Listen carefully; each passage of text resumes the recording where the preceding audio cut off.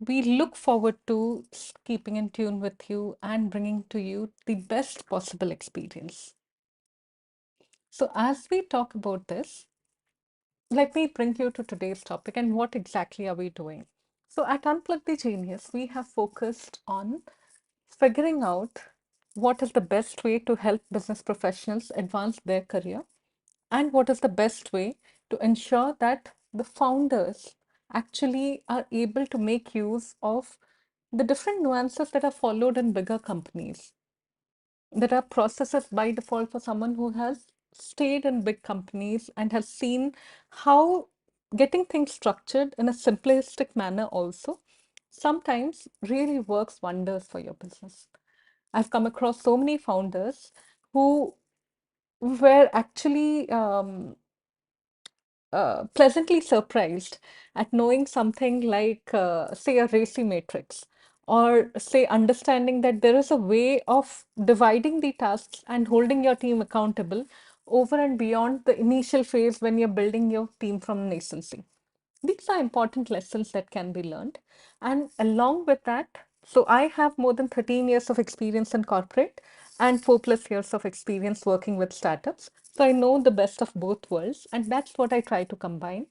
Right now, we have been running more episodes for the founders as I have been seeing more traction from the founders for the skills and the business coaching that I bring on board, which is more like building strategies at a nascent stage to ensure that you have the right blocks and steps aligned in the right way, that your organization grows and scales and the foundation is built right. So when the time to thrive comes, you're already sorted. You're not trying to figure out your business model after making a certain amount of revenue or then realizing that this may not be my revenue stream. You're already sorted with the right options, aligned the right way, so that your business thrives as and when the opportunity is present, and you're just looking at where the traffic is flowing from. So that's the expertise that I bring with my deep experience in corporates, especially handling their projects from scratch and enabling them to build in a thriving ecosystem like the rich dad's startups. That's what I've done more often than not in my corporate career. And that's what I bring to the startups which try to build something significant and make a difference, and how do they hedge properly through processes, through different means, so that they ensure that their abundance is protected and it doesn't fizzle out. So with that, we'll come to today's topic, which is more on understanding deeply markets, understanding what unit economics is, and how do you price accordingly, so that you understand your market, you understand what is the cost of manufacturing, not only the upfront cost, but what are the other hidden costs that you might or might not be considering. And at the end of the day, your business needs to add value both for your consumers and for yourself and your team, so that you also have enough of gunpowder to grow further. And that's what we do. So today's topic is market unit economics and pricing, because pricing is a subtle aspect that does take market and unit economics both into account.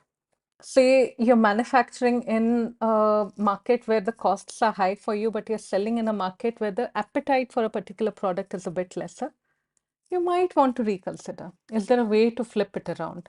So these are some considerations to take into account, and these are some things that we will be covering today in our session as we talk about the different elements of it. So 40-minute session from now on is what you can expect. Very crisp, very high level coverage, but not something that you'll necessarily find in any books. These are all information that I have tried to put in a formalized manner based on my personal experience and based on my experience of working with founders over a period of time. So I call myself a business coach, but at the end of the day, I happen to play the role of a fractional CXO of some kind, not a CFO, maybe a chief operating officer or a chief information officer or a technology officer, or a chief sales or revenue officer, and that's what I'm trying to bring about. And I'll try to share my experience with you so that we move beyond jargons and we know the nuances of what to look for in practical scenarios. So, market unit economics pricing, what are we looking at really?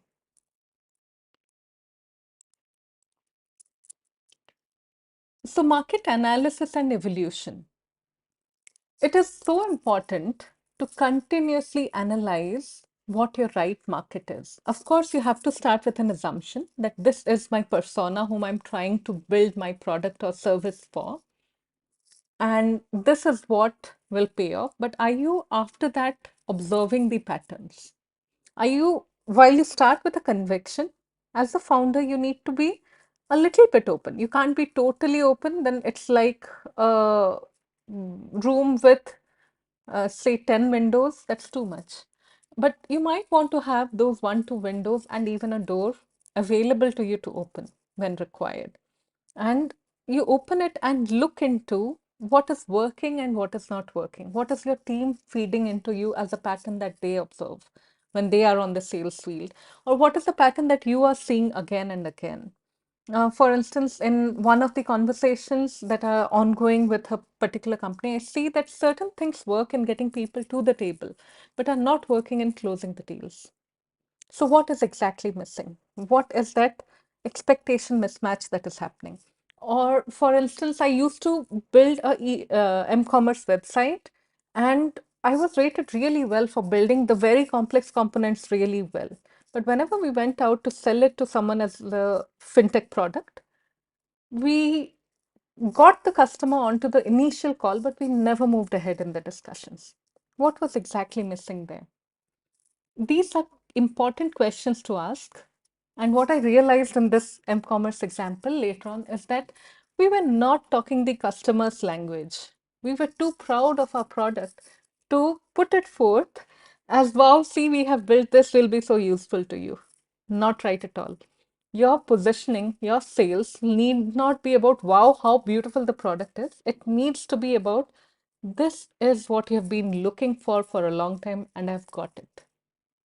That is what needs to be the narration, no matter what product or service you're building, or this is a product or service that you never have had, or you might have had a different version of it. I am getting you something more than the current version.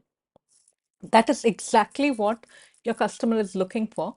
And that is exactly where you start figuring out which is the right market for you. Who is the right stakeholder? Like, for instance, at one point I was selling an AI product. If I'm selling an AI product, is a CIO or a CTO the right person to talk to? Or should I be talking to a chief business officer or chief executive officer or CEO? While we started with CIOs and CTOs, there was a point we realized we could increase the size of the pie and the support that we get, the soft but very important support to get the implementation done, to get the product value rolled out right, if we actually played at the business level. The size of the pie increases, what can be done increases, the budget increases, the issues become much bigger issues. Like if the system has a 2 minute of downtime because someone hasn't worked on it, it becomes a multi-billion-dollar issue. Can I target those problems? Can I talk that language and solve that problem for them? That is important. Two, so you started with a particular market, but did it work for you? Is there a market beyond that?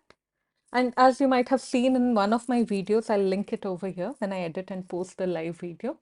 Mm, there was this particular founder who had actually initially thought his market is a 20 billion market because he was targeting the restaurants of the world. But turned out he was targeting the marketing segment of the restaurants of the world, and their budget was max to max 10%. Max 10% was going into marketing, which is still a very huge amount to commit to. Of their entire revenue. So what he was finally targeting, sorry, of their entire budget.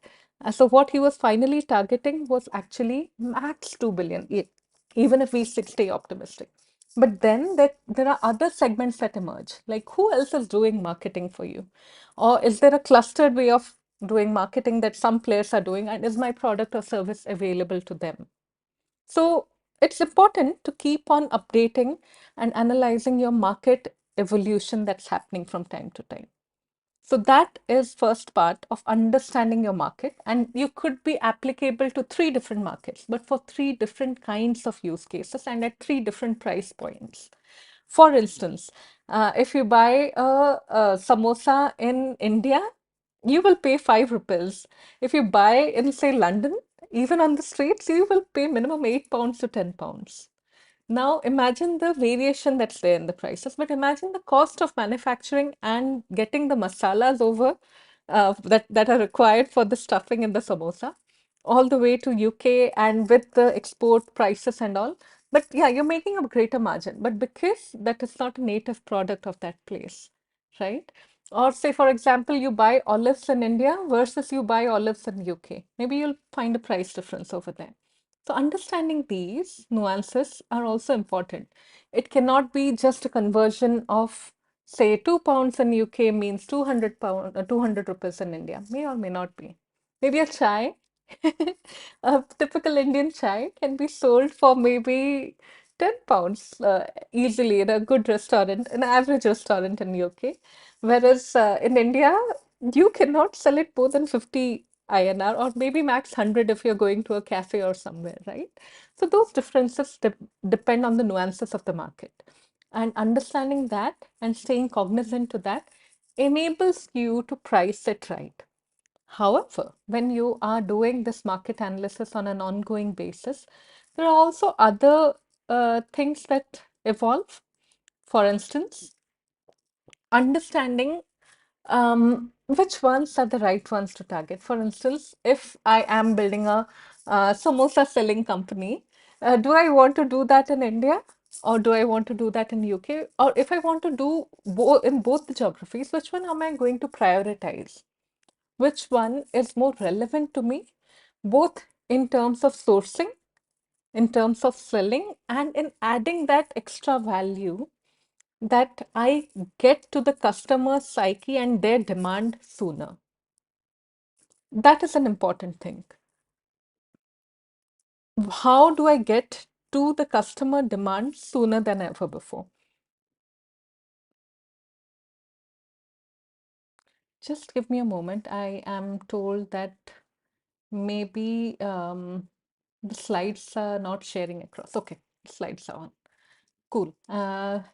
So how do you get that customer demand? What is the very reason? There is nothing right or wrong in this, but really understanding what is the core reason that you started the business for, and is it truly getting addressed?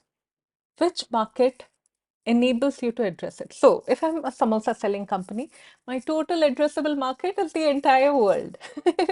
Wherever there is a demand for a little bit spicy, little bit tangy, and little bit savory food, I can definitely enter that market.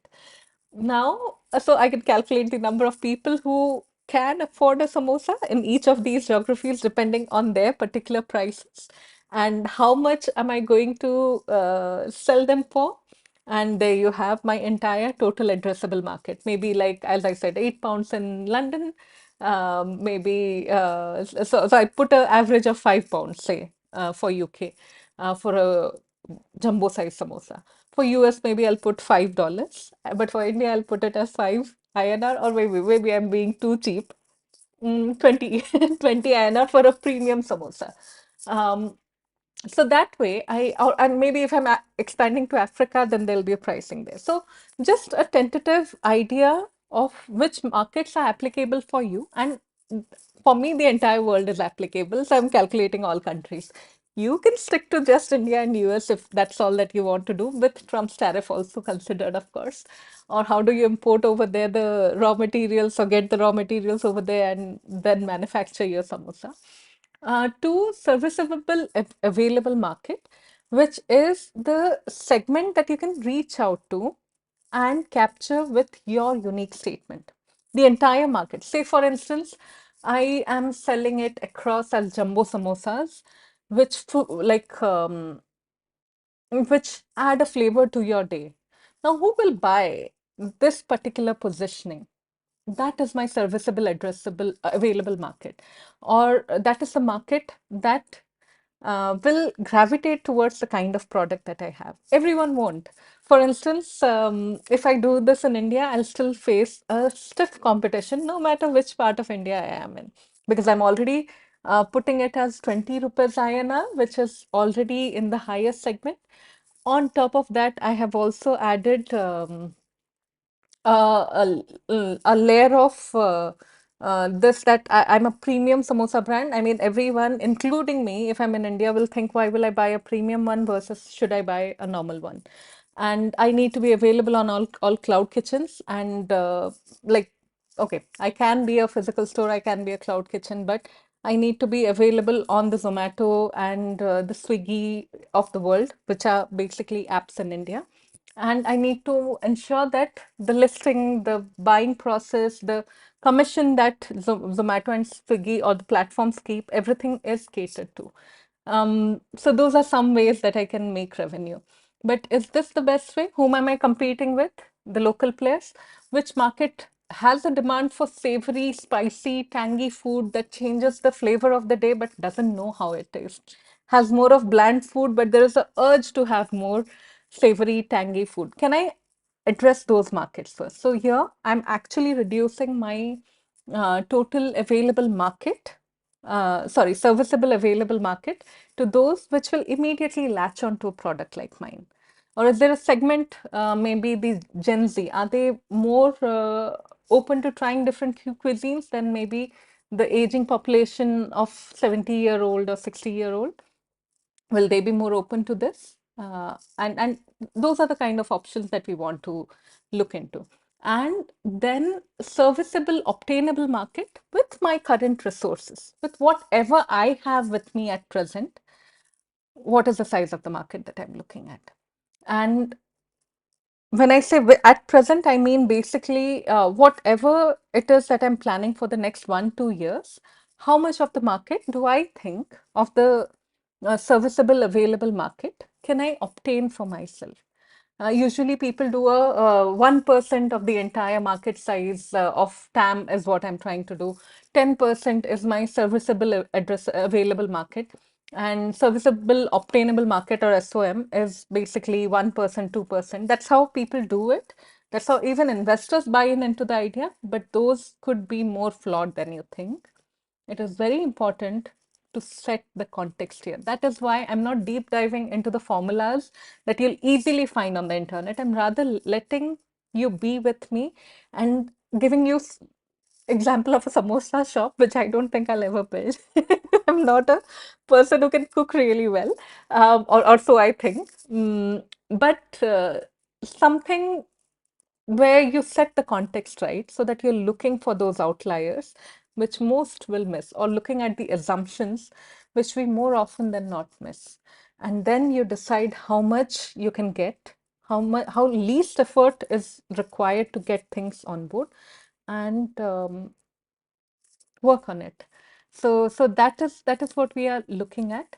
But there is another part also, which is the evangelist customers, so, or early evangelists, as we talk about them.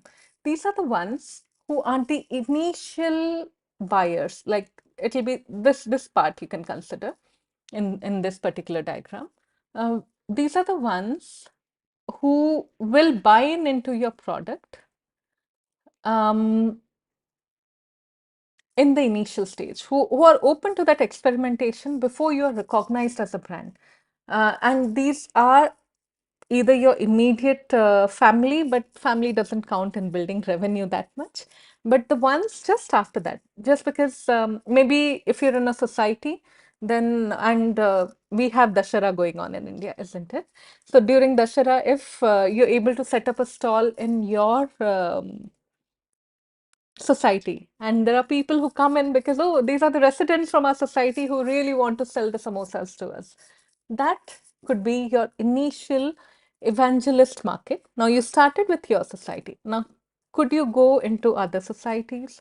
Could you build that initial understanding of the customer psyche? And could you enable them to come over to a common place and actually target them over there? So all these come under the target market awareness, and it is important to continuously or periodically at least, maybe every 3 months at least, once a quarter at least, that you evaluate if your target markets are correct or if your assumptions and your context has changed. More often than not, people fail because they become dogmatic or they get burnt out. Founders don't fail because they don't have talent. Founders don't fail because their business model isn't working, right? It's because they have stopped working. They are too tired to work on it any further. They are too constricted in their thought process to see the opportunities that could be around. It happens to all of us. But that is the moment. If you are really present, you get it. So, having the discipline to look into this, to recognize it for what it is and how your market is evolving is super important. So, moving ahead, just a practical example of target market awareness. COVID struck. The market for Cisco, Zoom, WebEx, Cisco WebEx, of course, just exploded. Zoom made the first mover advantage to really capture the market at that time. So, a continuous awareness of what your target market was and what it has become.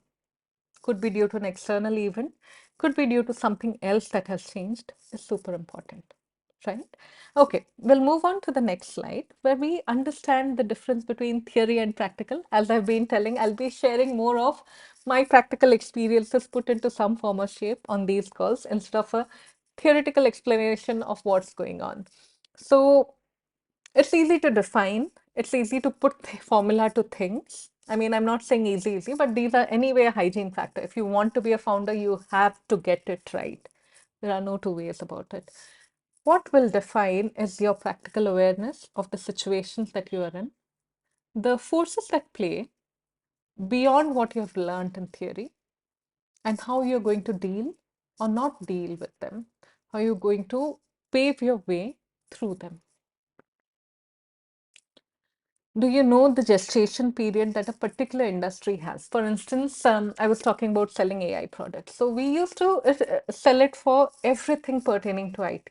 IT ops is what we automated. And we brought a lot of value from 100% to 800% ROI in some cases. And yes, these are true numbers that are possible with AI. And I'm talking of pre-AI hype cycle. And we dealt with industries starting from banking, retail, all the way till manufacturing and construction. Manufacturing and construction often are the laggards.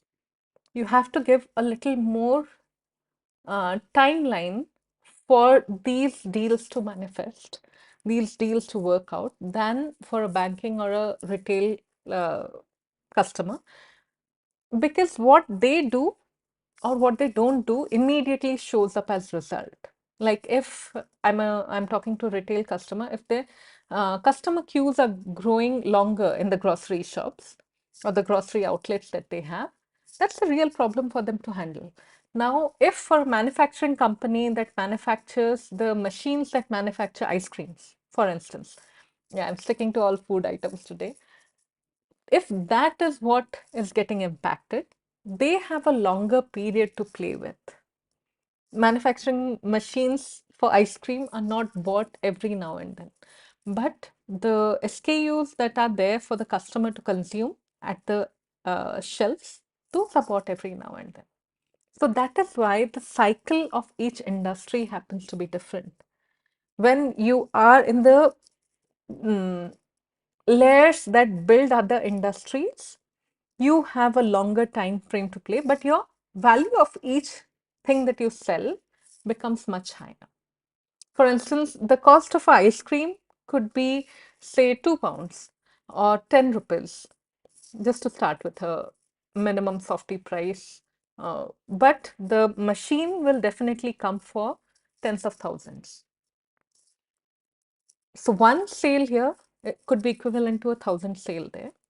But the turnover time that you have to manage your inflow and outflow is different, and that governs what is the time period you want to keep as a gestation period for something that will work out in a given particular industry. I hope that makes some sense. So don't go by definitions, but look into those practical things. Look up for what is the gestation period of a particular sales cycle for a manufacturing customer whom you are targeting. Are they into the modern day of sales, like the dark factories, or have they brought in enough automation into their system? Are you talking to someone who's still following the older ways of manufacturing to a certain extent, or is somewhere mid in the journey? So those are some things that will decide about what you're looking for and what you're dealing with on an ongoing basis. Okay, moving on. Um, Market size also shapes strategy. For instance, I was talking about the premium samosa. If it is a premium samosa brand that I want to build for myself, I need to target premium customers. Can I have a premium samosa stall maybe outside of NPCI in India? NPCI is the Dramatics. Mm, I'm sorry, I'm forgetting the full form, but it is definitely a place that attracts a certain kind of crowd to watch the best of the plays, the best of the arts of the world. Uh, or do I want to have it in front of, say, uh, should I target the airport customers? If I'm targeting, trying to have a stall in airport, I'll be attracting a certain segment, which is mid to high class. And I'm talking of India right now because I know most of my audience comes from India, a little bit from UK and Europe. And these are ways I can decide which market I'm shaping into. Or do I want to have another sweet shop in every street and build it quick, get it done at the least cost, and target the segment that will have more volume of things that will take maybe 20 samosas a day, or maybe will consume 2 samosas every 2 days. Uh, or do I want to have that premium brand feel? Because then what I'm presenting, what I'm optimizing for, am I optimizing for volume or am I optimizing for experience? Am I optimizing for a premium experience or am I optimizing for a good to have experience? That, yeah, I had a samosa, it filled my stomach, it was healthy for me, so I'm not impacted on my journey if I'm talking of an airport. Or am I building it for the optimum experience of someone who's visiting a theater and is having an experience of life, watching some of the best plays of the life? So these are things to consider. What is the kind of experience that I'm trying to create for my customers? Am I trying to create, or say we were selling Golgappas last week? Yeah, we did that. Golgappa or Pani Puri, as you call it. And we had put up a stall in our residential area. What we were targeting was creating an experience of having a healthy Golgappa that's homemade and that is there for you to share love and those tangy moments with your family members while you have, like those of you who know what Pani Puri is, you can change the flavors in it every bite of it, every new bite of Pani Puri, and you usually get 5 to 6 of them. Now, do we want to create what we were trying to create was an optimum healthy experience, very healthy Golgappas, homemade Golgappas, and care taken to serve you right and to fill your stomach and bring the savories to you. If we wanted to turn it up a little bit for a 5-star experience, maybe we could have decorated it differently. Maybe we could have presented it in a platter in an ambience. We were selling it as a Golgappa stall. Maybe we should have taken a hall and put it up in an ambience where people can sit. They have all the waters available to them. Pani Puri has many waters given together, sweet to tangy to very spicy, and even chutneys given with them. I'm talking all food items today. Very interesting. But yeah, and that's how I create a premium experience. And I charge, say, 100 rupees for 6 Golgappas because what I've done is I have made it very beautiful for you to see. It is not the regular Golgappa that you get on the streets, but something that's decorated with beautiful blossoming, small flowers also. Something that's decorated with the waters that you have at your own go. And you can sit down and enjoy it with your family at a dining table instead of me serving it to you every time. And you can still customize it, but the experience of how I bring it together is very different. So these are some things that matter. where I charge a premium, then I'm creating a different kind of experience for you. Sometimes I've seen some premium brands, since we are talking food, let's stick to it, create a different kind of sauce. The sauce itself doesn't cost much, but that's the secret recipe. So if I'm serving samosas, maybe I'll create a secret recipe sauce for myself. So you have your chili sauce, you have your imli sauce or the tamarind sauce, and you have a special sauce that is also there, which actually is what makes it premium. And of course, the way I serve it, the way I create the entire experience for you. And I'll charge you a price which helps me have higher margin than what's regular. But I'll not serve it in Zomato. I may not serve it on a sweet shop. I'll have my own very exclusive outlets where they're served and you get a value for bang for your buck because it's the entire experience for which you're getting my product. So that was about continuously building awareness about market size and shape. And once that this is in place, then what we are looking at is unit economics. As I said, the sauce that I was talking about will be the game changer there in the previous example, not only because of the cost of having it, but because of the value that it has. It costs me normal, as any other sauce will cost me to make, maybe a chili sauce or a tomato sauce or a tamarind sauce or whatever it may be. But the say I'm making a special kind of beetroot carrot sauce, which I can put across as a very healthy item.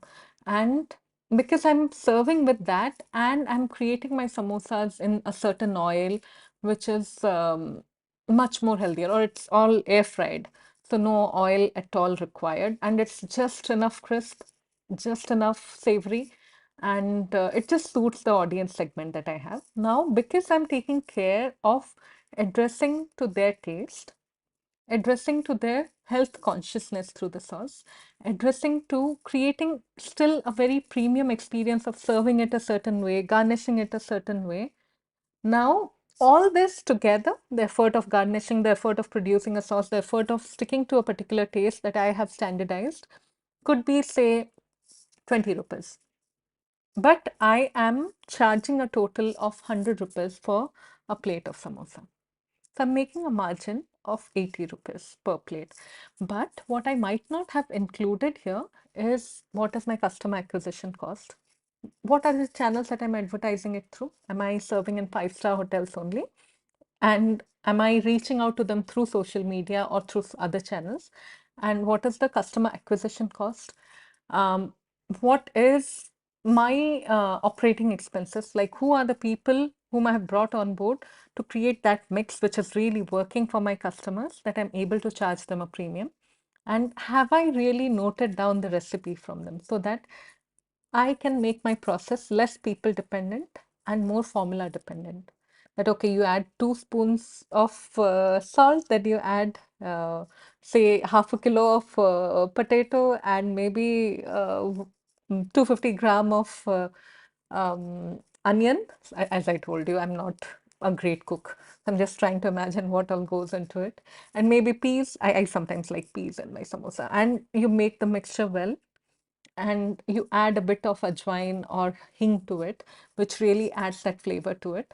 And that is my specialty, for instance, for lack of knowing really what can be a specialty. But yeah, that's how I've created my samosa stuffing and my the overall covering of it. Maybe that has certain elements going into it. Such that it is just the right amount of crispy. Maybe I'm adding a bit of rice flour, which is not usually something that you have into a samosa that is made because it's usually of maida. So the rice flour makes it a little bit more crispy, whereas adding the health element also to it, just at least to tell to my customers. Or maybe I'll make it entirely of rice flour. But yeah, that's where I have certain operating expenses of doing things a certain way. I might be getting the same cost of goods sold. The raw materials that I procure for whatever has been sold out. Maybe I have sold out 100 samosas.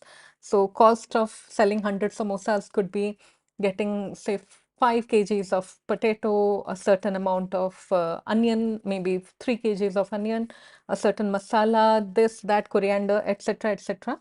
But how I arrange it and the effort I put into getting things standardized a certain way, or getting things like creating the entire masala of the samosa, creating the overall thing, and getting this together out to the customer, that expense taken into account. My cost of getting customers come to my store or my Clouds Kitchen reaching them, and after all this, whatever I have is margin. Now I should be making this margin for every unit that I sell. That is the key.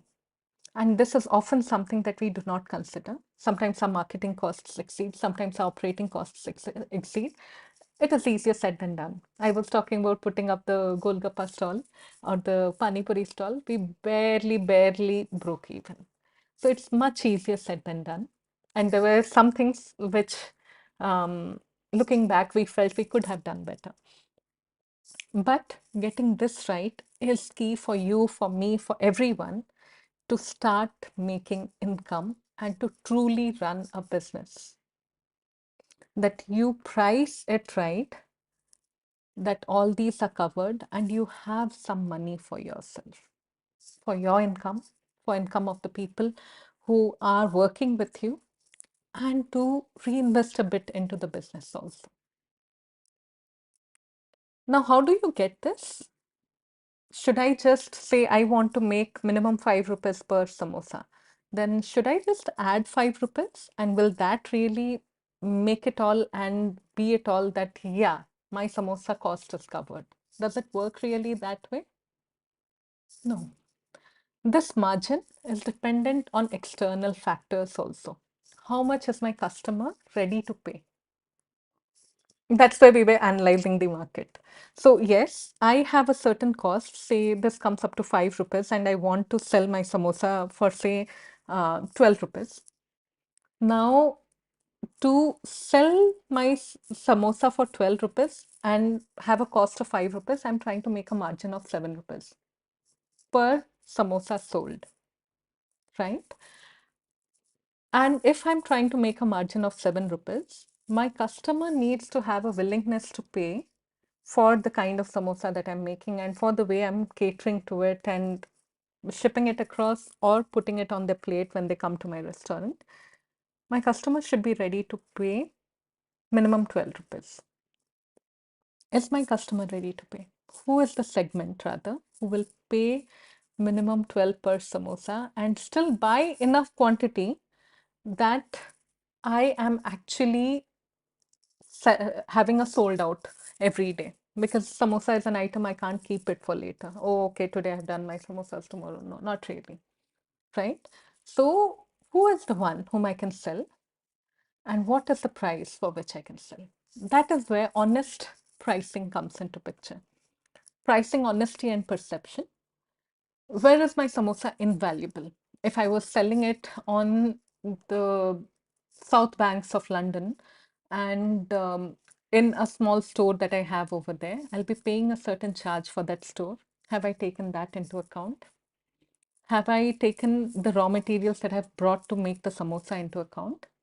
Have I taken into account the premium pricing benefits that my customer will be getting? And have I taken into account what is the honest pricing for them? In that market, it could be £5 to £8 per samosa. But is my cost of setting up a stall to having the operations running everything within the rest of the amount? Am I still going to be able to have all my costs, including my marketing, etc., covered in, say, £3 to £4 so that I'm making a margin of around £4? That is important. Or what is the minimum sale that I need to make? Should I be selling minimum of 1,000 samosas a day so that I can make this amount, right? Uh, I, uh, that is important. So when it comes to unit economics, it also has a threshold amount of sales that need to be done so that in a given market, in a given scenario, you truly are able to make the margin that you want to. When it comes below that, it is not a place that you want to sell in. For instance, I was talking about my Pani Puri stall. I sold around 84 plates of Pani Puri, of course, with my team. I wasn't doing it alone. As I told you, I'm not really the chef person, but rather the marketing and sales person. Um, so, yeah, 84 plates of Pani Puri. But we would have made a good amount of profit if we had sold around 133 plates. So that is the delta that I needed to address if I was setting up a stall. I should have ensured that minimum that many footsteps walk in, and I have enough inventory of pani puri and the stuffing and the water to cater to 133 minimum. Am I making some sense? So these are the kind of things that need to be taken into account. Or could I have priced it a little above? Or could I have a time-based pricing that come early when the say Pani Puri stall actually gets more attention after 6 p.m. Now I want to increase my sales before that. So I can say that 20 rupees per plate or 30 rupees per plate of Pani Puri till 5:30 p.m. Anything after 5:30, I'm going to charge you 40 rupees for the same plate. So it is of a low rush hour uh, incentive for customers to come in. So these are different ways that you can address it. So pricing need not be a single game that you're playing. You can have differentiated pricing. You can have different prices at different places. I was selling it in my society, so it was priced at 30 rupees. But if I set up a stall tomorrow at an event in, say, a five-star hotel, maybe the same plate I can sell for 80 rupees. But what will be my parameters for breaking even? What is the minimum sale that I need to make so that even at 80 rupees, I am able to break even and make a margin? These are crucial things to take into account. That will be honest pricing as per that environment, right? Selling it in a five-star hotel for 80 is pretty okay. The people who come there are already okay with it, and they won't find many pani puri stalls with the ambience of the five-star hotel. But what are the different ways that you can work out creatively to have these premium branding done? And no matter what product or service you are into, you do want to make it premium. As I said, I'm not teaching theory over here. I'm trying to share my practical experience. There is no point getting a product into a commodity segment. You want to be that premium player, else you lose your edge. It's up to you how you keep reinventing so that you stay premium. And that is why we have marketing team and sales team rolling out on an ongoing basis. They are not people who come and boom, the product has worked and they're gone.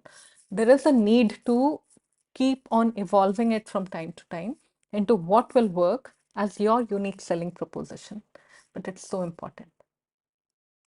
Okay, so with that, I hope I'm making sense. And if you have any questions, feel free to type in the comment section on the YouTube channel, and I'll answer them as soon as I can. Now, moving on to the next part. Once you get these parameters right, that what is working, what is not working, and what could be done better so that things are moving ahead. So scaling through value creation. First, in all these tug of war of pricing, margin, cost of goods sold, operating costs, etc., etc., you cannot lose customer confidence. You have to keep creating value for your customer, whether you're making loss in one particular time or you're making benefit in one particular time. Um, you have to see where your customer is going to think maybe in the next round of their thought and be prepared with it. For instance, if someone is into fast fashion, all right? Now, fast fashion will be something you'll usually target the college going groups. But are they anyway interested in fast fashion? Or have their interest now evolved? This is the Chanel report, where it says that Gen Zs right now, the ones who are Gen Zs, are so much more, and Gen Alpha also, are so much more of minimalists. They want to buy a product, a premium product that will last them longer than really like the millennials who were like pick and buy, use for 2 days and throw it away. So if you're building fast fashion for Gen Z, you might be willing to be aware of this. And this is the evolving trend. This wasn't the trend 5 years before. This is something that we are seeing, and it's a pretty global trend in its own way. Everyone in every geography, maybe the way it shows up in Europe versus the way it shows up in India or in US or in Africa will be different. But this particular mindset towards buying premium products instead of okay products which I'll use for 2 days, feel happy and go away is not something Gen Z and Gen Alpha are doing. But are you aware of that behavior pattern? Because otherwise, if you're building fast fashion which is cheap, you may not strike a chord. If you're building new kind of fashion, sustainable fashion, as they call it, and if you're branding and positioning yourself that way, and you're even charging a bit of premium, the same Gen Z, instead of buying 5 clothes, will pay you the same amount for one cloth that you build right for them. These are things to pay attention to and to look into. So, what is once you have got your formula right and you know that it will stick on to for at least the next 1 to 2 years, that's when you want to look for scaling up. You have got a framework that will work for you. Now, scale up. So, scaling through value creation, you need to find those similar hubs which exist around the world. For instance, I was talking Gen Z and fast fashion. The fast fashion sense in UK, or say fashion, let's say fashion, because fast fashion brings about the cheap aspect of the particular commodity also, which is exactly the trend that I'm trying to counter in my conversation here. So, say talk about fashion and talk about Gen Z. Now, what fashion means in India, where there is an ethnic way of doing it, a fusion way of doing it, a different way of doing it, and it should look good on the Indian bodies or the Asian bodies, to the way it unfolds itself in UK or Europe, to the way it unfolds itself in US will be very different. So when you're scaling, you'll apply the same formula, but in the context of that geography, what works and what will continue working 2 years down the line, most probably. Yet you're rechecking the market continuously. You remember we were rechecking and analyzing if the target segment is right or not. You're rechecking it continuously to see what is really working for them. Fair? So that is what we are considering over here. And do not forget to maintain a premium identity, no matter what. Your business, I don't know, I'm not a big supporter of commoditizing things. Everything gets commoditized because that's how new trends emerge. Um, but ensure as much as possible that you stay in the premium segment. You might have other things in the commodity segment also, but once you play the commodity game, you're playing on volume.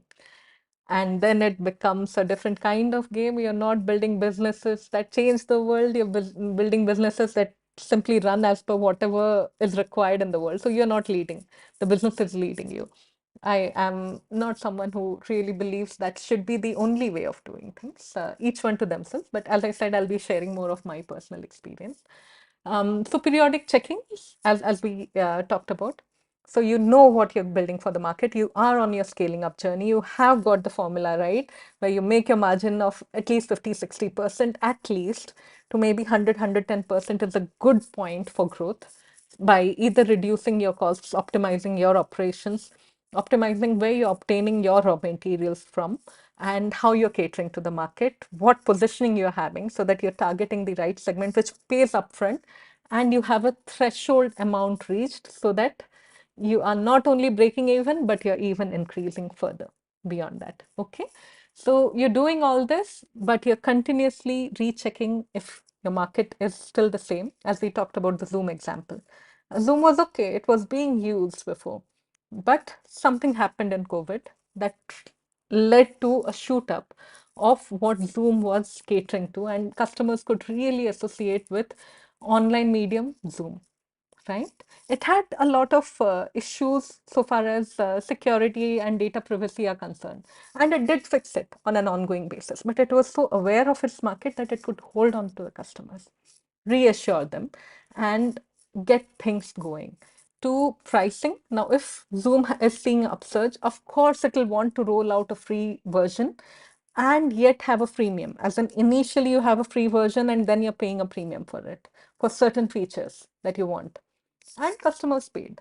But then your entire pricing game changes. You're not charging premium price from day one. You are giving a free trial out because you have an upsurge, you have a demand in the market, right? To get even then, when you're giving this free thing out, your unit economics should make sense. You should be making margins, period. You cannot miss making margins. So your pricing should evolve accordingly. Maybe you can structure it differently. Say 20 pounds is what your customer is willing to pay for one license. But instead of selling one license, you know that if you sell minimum 3,000 of them, then it will make sense. So target the enterprises which will have at least 3,000 customers. So that is where the strategies and all evolve once you get these right. So periodic chickens is super important, and your market will evolve, your unit economics will evolve, your pricing will evolve, your threshold that you want to have as minimum sales so that all these stay consistent for you will evolve. Ensure no matter what stage, your costs are covered and you have an income, right? Okay, so moving ahead.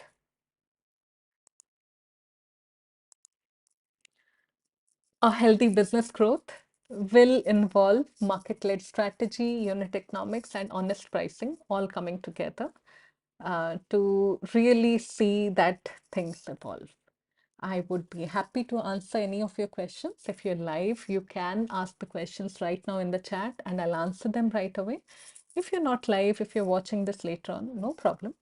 You ask me the questions and I will reply to you. Feel free to book a one-on-one session with me so that we cover these in detail together. And thank you so much for joining us today. And we will stay connected. See you. Bye.